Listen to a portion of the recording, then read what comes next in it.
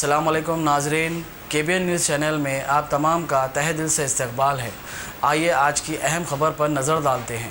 अस्सलाम वालेकुम। आज जो है एक वाक़या पेश आया है हुमनाबाद, जो बिदर डिस्ट्रिक्ट का ज़िला है। हुमनाबाद में एक मस्जिद के इमाम, मस्जिद मुराद हुमनाबाद के इमाम जनाब मोहम्मद नसीर साहब को हुमनाबाद की पुलिस ने बहुत बेदर्दा तरीक़े से मारी है। असिस्टेंट सब इंस्पेक्टर बसवराज नामी एक ASI ने, क्योंकि हुमनाबाद में जो है सुबह 7 बजे से 10 बजे तक कर्फ्यू खुलता है। लोग क्योंकि बिल्कुल 3 घंटे होते हैं, इसमें भाग दौड़ होती है। तो ये इमाम साहब जो है अपने घर से सौदा लेकर अपने घर को वापस हो रहे थे कि इनको रोककर किसी दूसरे मुकाम से जाने के लिए कहा गया। जब इन्होंने कहा कि सब जा रहे हैं, मेरे जाने से आपको क्या एतराज़ है, तो असिस्टेंट सब इंस्पेक्टर ने बसवाराज ने इनको मारकर ज़ख्मी किया।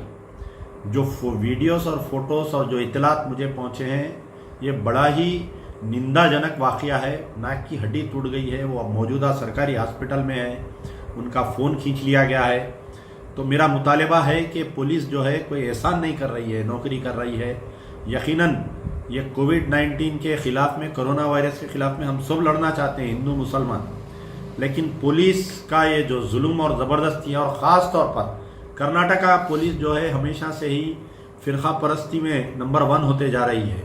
हाल ही में जो शाहीन स्कूल का जो वाक़या आया कि मासूम बच्चे जो प्ले किए थे, उनके ऊपर भी दहशतगर्दी का जो मुक़दमात लगाते हुए उनको तंग किया गया।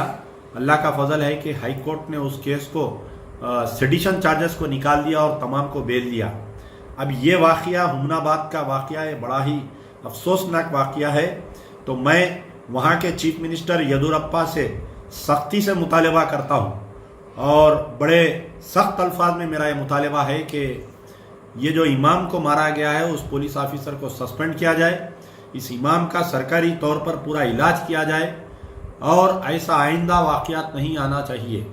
और तमाम जितने भी वहाँ के मुस्लिम लीडरान हैं कर्नाटका के, ख़ास तौर पर CM इब्राहिम साहब से लेकर आपके हमारे खमरुल इस्लाम साहब की अहलिया जो गुलबर्गे की MLA है कांग्रेस की, और जितने भी हैं उन तमाम मुस्लिम लीडर से, जो MLA से, MP है, चेयरमैन है या साबिक़ा MLA से, मेरी उनसे गुजारिश है कि आप दवाखाने पर जाइए, इस इमाम मोहम्मद नसीर साहब की मिजाज पुरसी करिए और इनको इंसाफ दिलाने के लिए लड़िए।